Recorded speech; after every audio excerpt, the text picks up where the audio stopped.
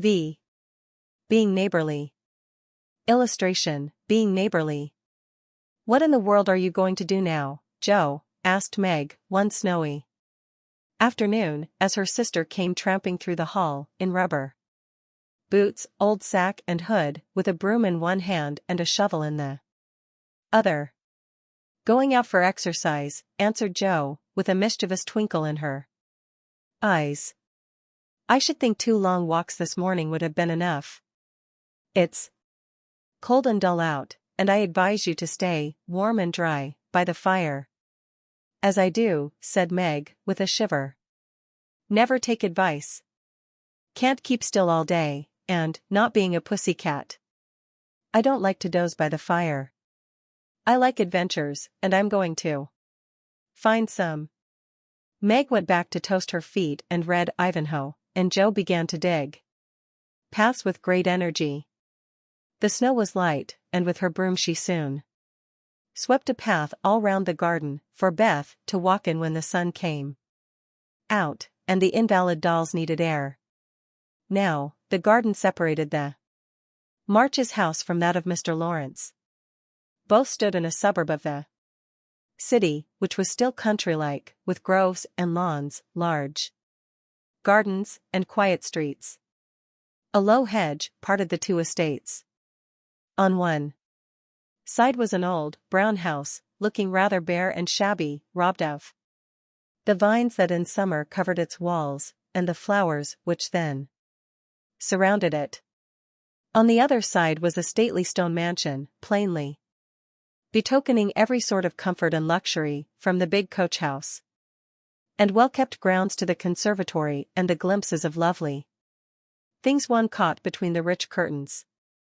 Yet it seemed a lonely, lifeless sort of house, for no children frolicked on the lawn, no motherly face ever smiled at the windows, and few people went in and out, except the old gentleman and his grandson. To Joe's lively fancy, this fine house seemed a kind of enchanted palace, full of splendors and delights, which no one enjoyed. She had long wanted to behold these hidden glories, and to know the Lawrence boy, who looked as if he would like to be known if he only knew how to begin.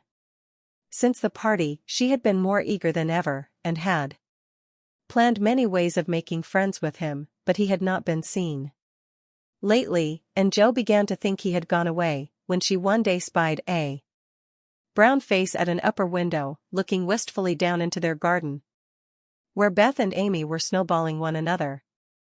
That boy is suffering for society and fun, she said to herself.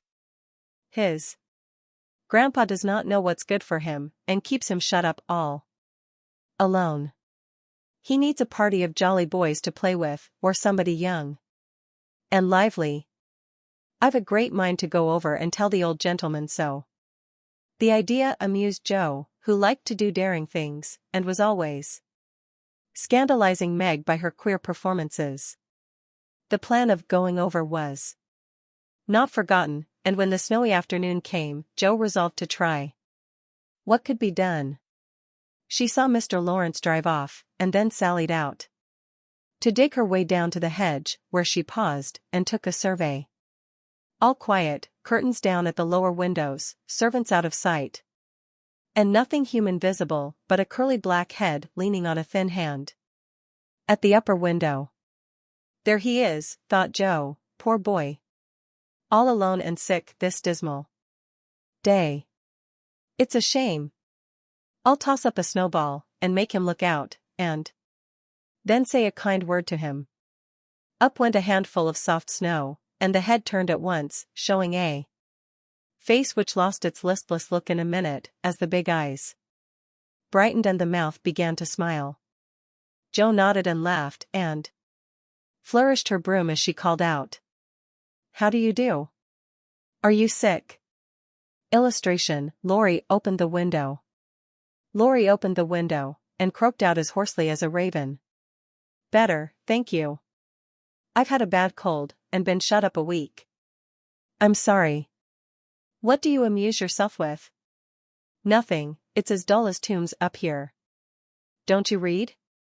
"Not much, they won't let me." Can't somebody read to you? Grandpa does, sometimes, but my books don't interest him, and I hate to ask Brooke all the time. Have someone come and see you, then. There isn't anyone I'd like to see.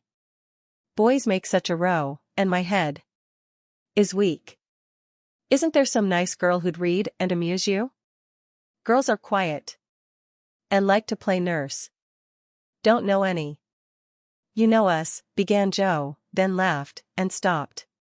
So I do. Will you come, please? Cried Laurie. I'm not quiet and nice, but I'll come if Mother will let me. I'll go. Ask her. Shut that window, like a good boy, and wait till I come. With that, Joe shouldered her broom and marched into the house, wondering what they would all say to her. Laurie was in a flutter of excitement at the idea of having company, and flew about to get ready, for, as Mrs. March said, he was a little gentleman, and did honor to the coming guest by brushing his curly pate, putting on a fresh collar, and trying to tidy up the room, which, in spite of half a dozen servants, was anything but neat. Presently, there came a loud ring, then a decided voice asking for Mr. Laurie, and a surprised-looking servant came running up to announce a young lady. All right, show her up, it's Miss Joe, said Laurie, going to the door of his little parlor to meet Joe, who appeared, looking rosy and kind and quite at her ease, with a covered dish in one hand and Beth's 3 kittens in the other. Here I am, bag and baggage, she said briskly. Mother sent her love and was glad if I could do anything for you. Meg wanted me to bring some of her blancmange, she makes it very nicely, and Beth thought her cats would be comforting. I knew you'd laugh at them, but I couldn't refuse. She was so anxious to do something. It so happened that Beth's funny loan was just the thing, for, in laughing over the kits, Laurie forgot his bashfulness, and grew sociable at once. That looks too pretty to eat, he said, smiling with pleasure, as Joe uncovered the dish, and showed the blancmange, surrounded by a garland of green leaves, and the scarlet flowers of Amy's pet geranium. It isn't anything, only they all felt kindly, and wanted to show it. Tell the girl to put it away for your tea, it's so simple, you can eat it, and, being soft, it will slip down without hurting your sore throat. What a cozy room this is. It might be if it was kept nice, but the maids are lazy, and I don't know how to make them mind. It worries me, though. I'll write it up in 2 minutes, for it only needs to have the hearth brushed, so, and the things made straight on the mantelpiece so, and the books put here, and the bottles there, and your sofa turned from the light, and the pillows plumped up a bit. Now, then, you're fixed. And so he was, for, as she laughed and talked, Joe had whisked things into place, and given quite a different air to the room. Laurie watched her in respectful silence, and when she beckoned him to his sofa, he sat down with a sigh of satisfaction, saying gratefully, "How kind you are." Yes, that's what it wanted. Now please take the big chair, and let me do something to amuse my company. No, I came to amuse you. Shall I read aloud? And Joe looked affectionately towards some inviting books nearby. Thank you, I've read all those, and if you don't mind, I'd rather talk, answered Laurie. Not a bit, I'll talk all day if you'll only set me going. Beth says I never know when to stop. Is Beth the rosy one, who stays at home a good deal, and sometimes goes out with a little basket? Asked Laurie, with interest. Yes, that's Beth, she's my girl, and a regular good one she is, too. The pretty one is Meg, and the curly-haired one is Amy, I believe? How did you find that out? Laurie colored up, but answered frankly, why, you see, I often hear you calling to one another, and when I'm alone up here, I can't help looking over at your house. You always seem to be having such good times. I beg Your pardon for being so rude, but sometimes you forget to put down the curtain at the window where the flowers are, and when the lamps are lighted, it's like looking at a picture to see the fire, and you all round the table with your mother, her face is right opposite, and it looks so sweet behind the flowers, I can't help watching it. I haven't got any mother, you know, and Laurie poked the fire to hide a little twitching of the lips that he could not control. The solitary, hungry look in his eyes went straight to Joe's warm heart. She had been so simply taught that there was no nonsense in her head. And at 15 she was as innocent and frank as any child. Laurie was sick and lonely, and, feeling how rich she was in home love and happiness, she gladly tried to share it with him. Her face was very friendly and her sharp voice unusually gentle as she said, "We'll never draw that curtain any more, and I give you leave to look as much as you like. I just wish, though, instead of peeping, you'd come over and see us. Mother is so splendid, she'd do you heaps of good, and Beth would sing to you if I begged her to, and Amy would dance, Meg. And I would make you laugh over our funny stage properties, and we'd have jolly times. Wouldn't your grandpa let you?" "I think he would, if your mother asked him.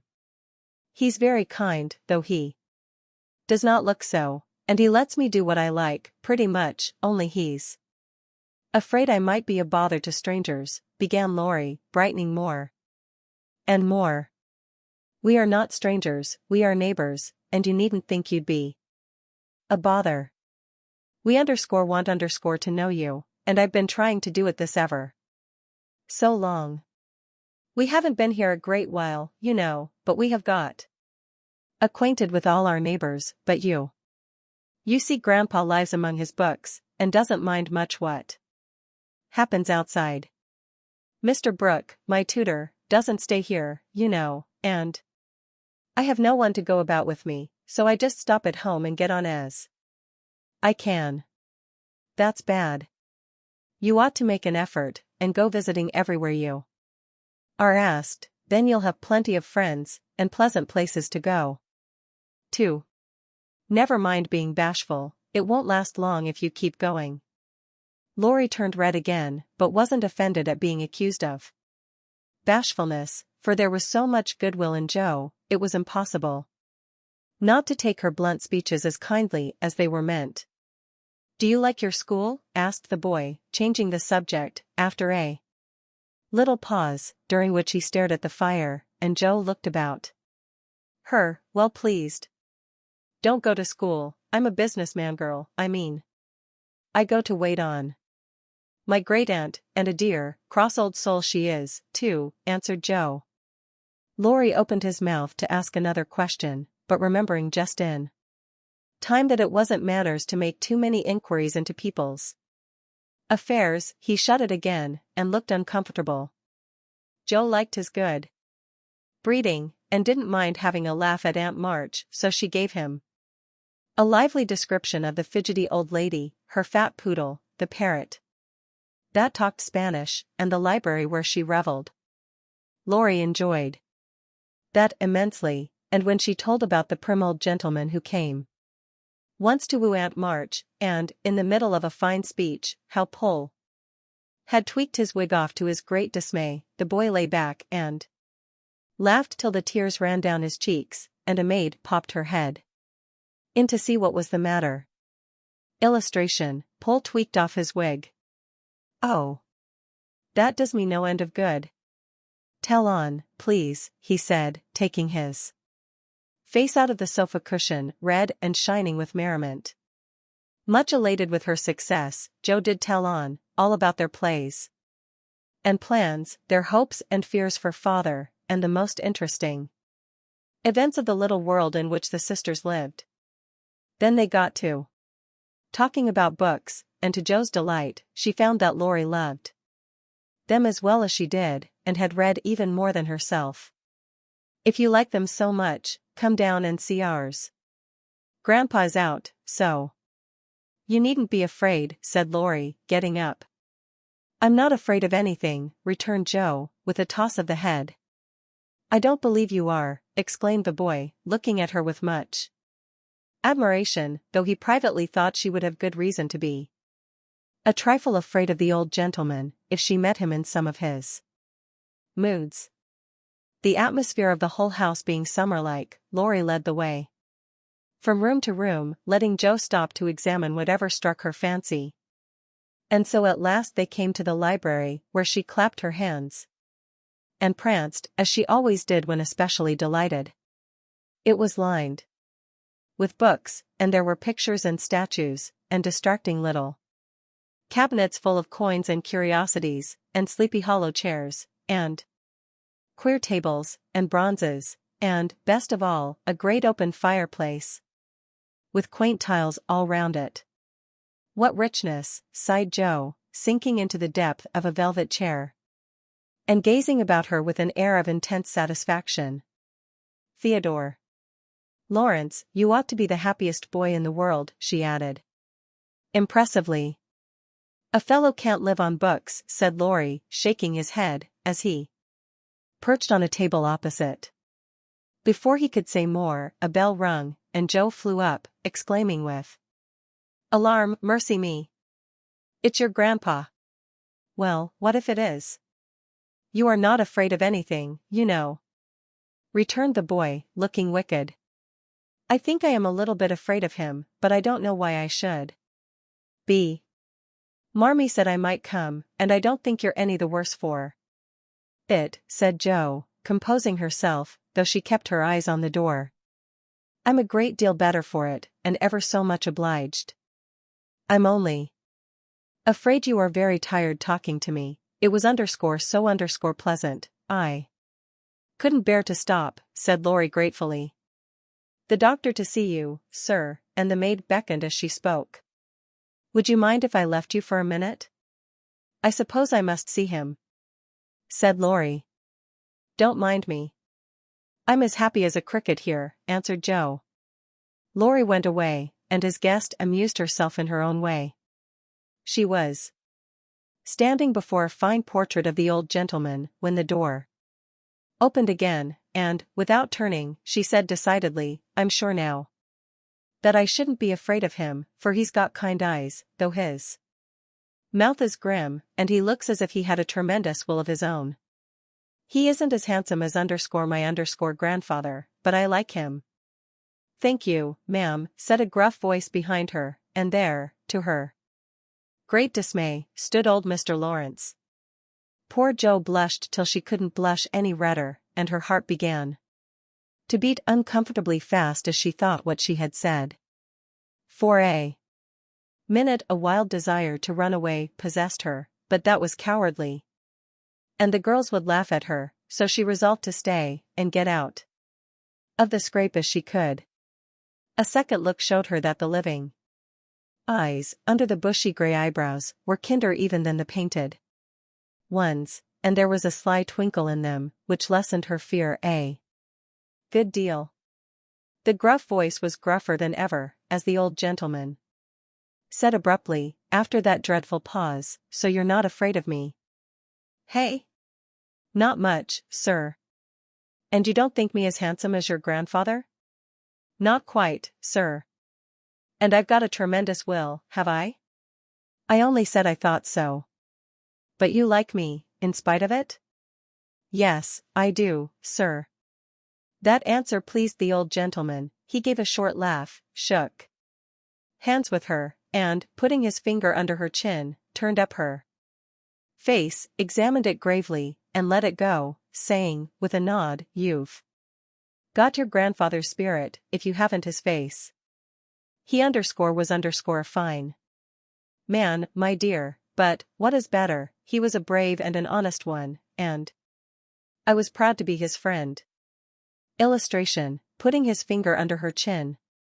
Thank you, sir, and Joe was quite comfortable after that, for it suited her exactly. What have you been doing to this boy of mine, hey, was the next question, sharply put. Only trying to be neighborly, sir, and Joe told how her visit came about. You think he needs cheering up a bit, do you? Yes, sir, he seems a little lonely, and young folks would do him good. Perhaps. We are only girls, but we should be glad to help if we could. For we don't forget the splendid Christmas present you sent us, said Joe. Eagerly. Tut, tut, tut. That was the boy's affair. How is the poor woman?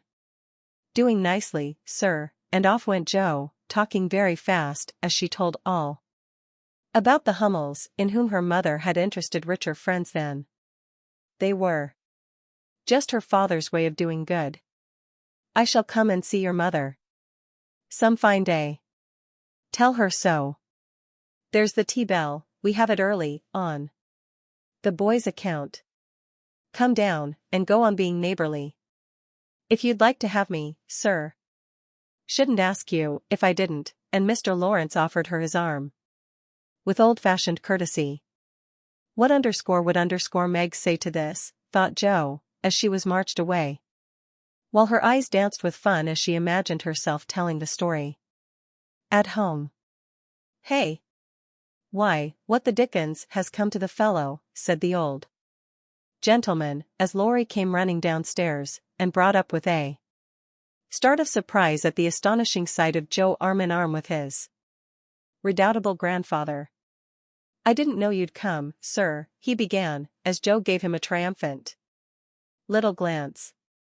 That's evident, by the way you racket downstairs. Come to your tea, sir, and behave like a gentleman, and having pulled the boy's hair by way of a caress, Mr. Lawrence walked on, while Laurie went through a series of comic evolutions behind their backs, which nearly produced an explosion of laughter from Joe. The old gentleman did not say much as he drank his 4 cups of tea, but he watched the young people, who soon chatted away like old friends, and the change in his grandson did not escape him.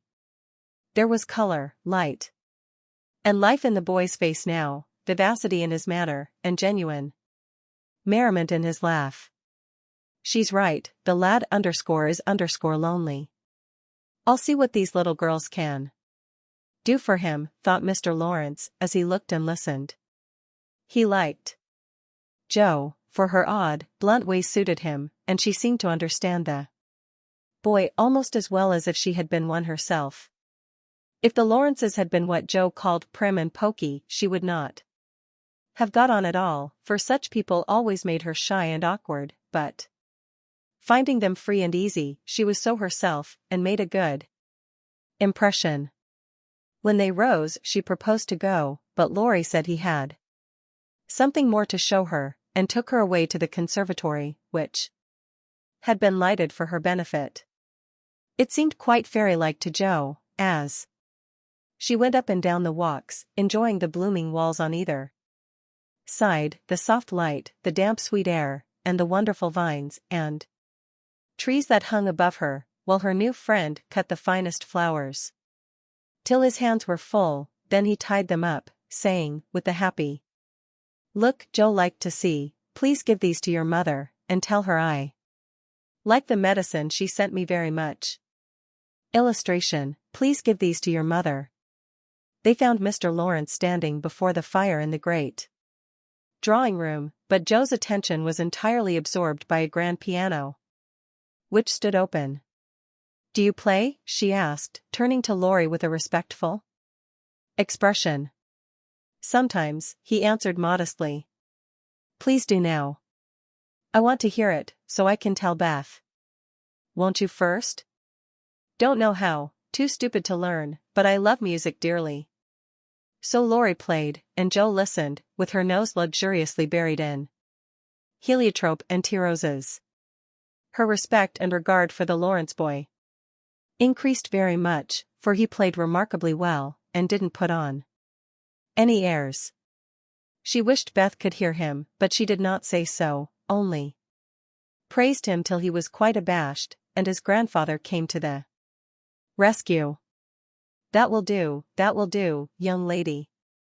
Too many sugar plums are not good for him. His music isn't bad, but I hope he will do as well in more important things.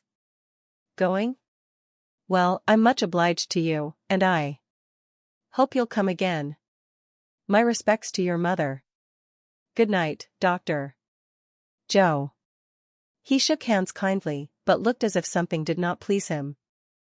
When they got into the hall, Joe asked Laurie if she had said anything amiss. He shook his head. No, it was me. He doesn't like to hear me play. Why not? I'll tell you someday. John is going home with you, as I can't. No need of that, I am not a young lady, and it's only a step. Take care of yourself, won't you? Yes, but you will come again, I hope? If you promise to come and see us after you are well. I will. Good night, Laurie. Good night, Joe, good night. When all the afternoon's adventures had been told, the family felt inclined to go visiting in a body, for each found something very attractive in the big house on the other side of the hedge. Mrs. March wanted to talk of her father with the old man who had not forgotten him. Meg longed to walk in the conservatory, Beth sighed for the grand piano. And Amy was eager to see the fine pictures and statues. Mother, why didn't Mr. Lawrence like to have Laurie play? Asked Joe, who was of an inquiring disposition. I am not sure, but I think it was because his son, Laurie's father, married an Italian lady, a musician, which displeased the old man, who is very proud. The lady was good and lovely and accomplished, but he did not like her, and never saw his son after he married. They both died when Laurie was a little child, and then his grandfather took him home.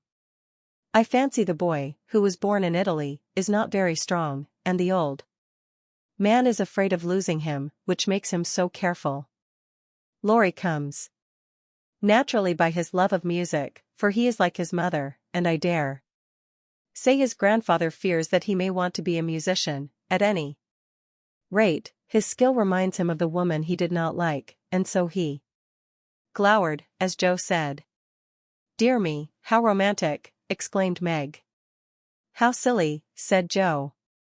Let him be a musician, if he wants to, and not plague his life out sending him to college, when he hates to go. That's why he has such handsome black eyes, and pretty manners, I suppose. Italians are always nice, said Meg, who was a little sentimental. What do you know about his eyes, and his manners? You never spoke to him, hardly, cried Joe, who was not sentimental. I saw him at the party, and what you tell shows that he knows how to behave. That was a nice little speech about the medicine mother sent him. He meant the blancmange, I suppose. How stupid you are, child. He meant you, of course. Did he? And Joe opened her eyes as if it had never occurred to her before. I never saw such a girl. You don't know a compliment when you get it, said Meg, with the air of a young lady who knew all about the matter. I think they are great nonsense, and I'll thank you not to be silly and spoil my fun. Laurie's a nice boy, and I like him, and I won't have any sentimental stuff about compliments and such rubbish. We'll all be good to him, because he hasn't got any mother, and he may come over and see us, mayn't he, Marmee? Yes, Joe, your little friend is very welcome, and I hope Meg will remember that children should be children as long as they can. I don't call myself a child, and I'm not in my teens yet, observed Amy. What do you say, Beth? I was thinking about our Pilgrim's Progress, answered Beth, who had not heard a word. How we got out of the slough and through the wicket gate by resolving to be good, and up the steep hill by trying, and that maybe the house over there, full of splendid things, is going to be our palace beautiful. We have got to get by the lions first, said Joe, as if she rather liked the prospect. Illustration, tailpiece.